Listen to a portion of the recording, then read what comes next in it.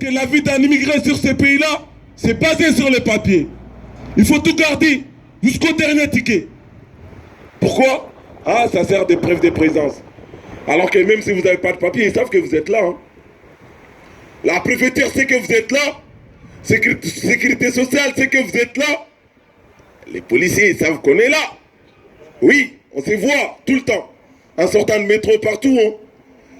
Alors, ceux qui font les rafles aujourd'hui, par les contrôles aux faciès, on se demande, ils étaient où en mars 2021? Ils étaient où fin 2020? Ils étaient où quand ça a commencé en 2020?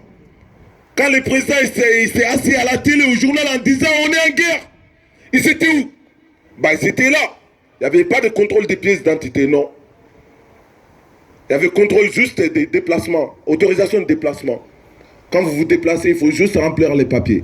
Vous montrez, moi, je suis en train d'aller au boulot. Tout le monde s'en foutait des pièces d'identité.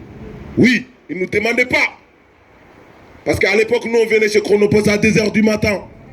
C'est difficile de traverser toute l'île de France pour atterrir chez Chronopost sans avoir rencontré, croisé des policiers. C'est pas possible, c'est impossible, c'est en pleine nuit. Donc, ils ne demandaient pas de pièces d'identité. Parce qu'ils savaient qu'il y avait des gens, des travailleurs de l'ombre, comme ils nous appellent.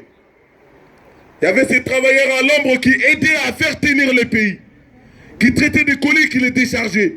Il y avait ces travailleurs de l'ombre qui faisaient des marteaux-piqueurs au chantier. Il y avait ces travailleurs de l'ombre qui nettoyaient les bus, les métros, les RER et leurs locaux. Il y avait ces travailleurs de l'ombre qui leur livraient leurs repas chez eux. Alors il y avait ces travailleurs de l'ombre qui faisaient des chambres dans tous les hôtels. Il y avait ces travailleurs de l'ombre qui s'occupaient des personnes âgées. Alors c'est pas honnête de dire que ces gens-là sont délinquants. Aujourd'hui on en est là, on est sur ces stades-là. Hier, nous on a assisté au débat au Sénat. C'était trop long. Hein. Et il y avait tellement de trucs insupportables. Mais bon, on est parti, on s'y attendait. Mais ce qui m'a surpris, c'est que le ministre de l'Intérieur, il a prononcé les mots patron voyou 3 fois. Ah, moi je me demandais, ça veut dire quoi patron voyou? Parce que le premier patron voyou, c'est la Poste. Alors l'État est un actionnaire stratégique, c'est la Poste. Avec les caisses dépôt et consignation. Ces gens-là, ils connaissent le système qui est chez eux. C'est un système de sous-traitance en cascade. Ce que Chronopost fait, l'État est au courant, la préfecture est au courant, la triette est au courant. Sauf s'ils n'ont pas eu une bonne formation. Et moi, je me demande où est-ce qu'ils ont fait leur formation. Parce que ce que Chronopost fait, ça a un nom. Ça s'appelle prêt illicite de main-d'œuvre. Ça continue. Donner des contrats à un intérim. Et ces derniers, ils donnent des contrats à d'autres intérims. Ben, ils font ça pourquoi? Comme ça, la chaîne, elle est longue. Il est difficile maintenant de pointer des doigts à quelqu'un en disant « Toi, tu es responsable ». Il est difficile pour eux, parce que nous, on connaît les vrais responsables. C'est Chronopost. Si c'est Chronopost, c'est la Poste. Malgré les aveux de la Poste, le 5 mai 2022, malgré ces aveux-là en disant « On va rompre le contrat avec Derechbourg intérim », parce qu'il a amené les sans-papiers chez nous, on a été trahis, ils ont dit. Ils vont rompre le contrat sur quoi? C'était quoi la raison?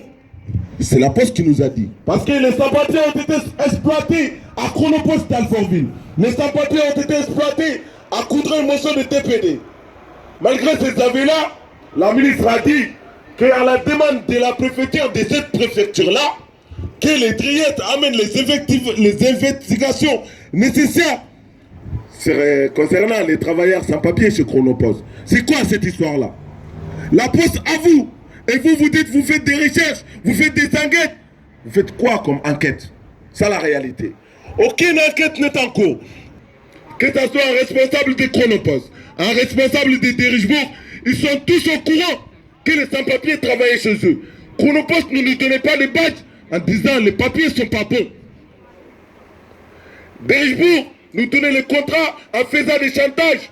Pour avoir un contrat de la semaine, il faut accepter de venir travailler 1 heure de temps les lundis. 5h45, 6h45, le boulot c'est fini. Vous ne vous posez pas la question. Vous ne leur demandez pas surtout. 1 heure de boulot, vous allez me payer comment? Alors, 1 heure de boulot, ça ne peut même pas recharger en Navigo. Quelle personne en situation régulière va accepter? Personne. Et le salaire de chez Chronopost, c'est 600 €. 600 € par mois. S'ils vous donnent beaucoup, c'est 800 € par mois.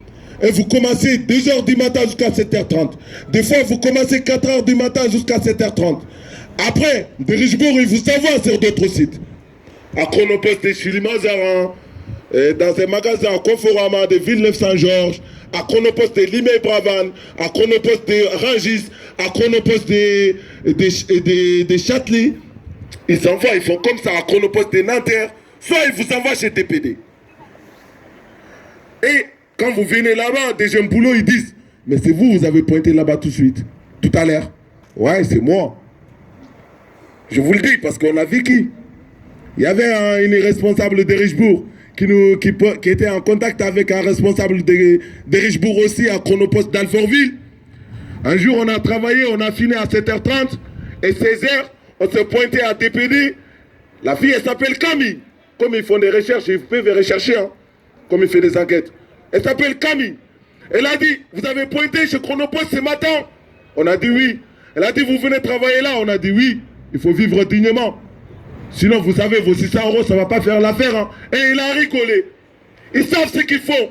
Ces gens-là, c'est des voyous, c'est des gangsters, mais des gangsters de haut vol. Alors, c'est nous, on a vécu tout ça. Et derrière, pour nous remercier, on voit un projet de loi asile immigration. La loi, c'est une histoire. Ceux qui s'assoient là-bas en disant, ah, on a vu les experts, machin. C'est qui les experts? C'est nous les experts. C'est nous, on sait ce qu'on est en train de vivre. Nous sommes les experts, nous sommes les acteurs. Si les experts, ils sont bons, ils n'ont qu'à descendre dans les entrepôts, être les acteurs. Vous ne pouvez pas vous asseoir derrière les télés, derrière des bureaux, en disant, on va mettre fin à l'immigration, on va contrôler l'immigration, on va améliorer les conditions de travail des gens, des Français et Françaises. C'est faux. C'est faux. Ils disent aux Français, le problème aujourd'hui, c'est l'immigration. Moi, je dis c'est faux. Nous, les travailleurs sans papier, nous disons que c'est faux. Le problème qui est dans ces pays-là, c'est l'exploitation. Le problème qui est dans ces pays-là, c'est l'augmentation des SMIC, c'est l'inflation. Tout est cher. La vie, elle est presque impossible. Le problème qui est là aujourd'hui, c'est qu'ils demandent aux gens de travailler jusqu'à 64 ans. Le problème qui est là, c'est qu'ils veulent rendre quelques-uns heureux au détriment de tous et toutes. C'est ça le vrai problème. Ils veulent avoir de l'argent pour leur patron. Alors nous on dit, nous on répond, où nous sommes, nous restons. Où je suis, je reste. Nous on ne bougera pas d'ici. Si nous sommes là, c'est pour une bonne cause. C'est pour gagner, c'est pour vivre dignement, gagner notre vie dignement. Donner la solution à notre famille qui est restée. Et c'est un engagement, nous resterons là-dessus jusqu'au dernier souffle. Les gens vont dire, il fait froid, ils sont là. Personne n'a froid. Ce qu'on est en train de vivre, c'est pire que le froid. Aujourd'hui, ça fait 23 mois que les camarades de Chronopost n'ont pas vu la couleur d'une entreprise, n'ont pas travaillé, n'ont aucun salaire. Ils vivent grâce à la solidarité, des soutiens, on va les dire. Merci les soutiens. Avec eux, nous irons jusqu'au bout. Rien ne peut nous arrêter. Aucun découragement. Surtout pas Silence Radio. Ça ne va pas nous arrêter. On s'est fixé en disant on va se battre pour notre régularisation. Et il n'est pas question qu'on arrête, qu'on rentre chez nous sans la régularisation. Si on allait faire ça, on allait abandonner depuis Maroc ou Algérie ou Libye. C'est de là-bas on allait abandonner en disant on rentre chez nous, c'est trop dur. On ne va pas rentrer chez nous comme ça les mains vides. On va avoir la carte ici, on va les soulever là. Nos camarades, on dit ensemble, les jeunes dans la galère, les vieux dans la misère, des travailleurs précaires. Et cette société-là. Merci camarades, gardez la tête haute, gardez le sourire. Vous êtes les meilleurs.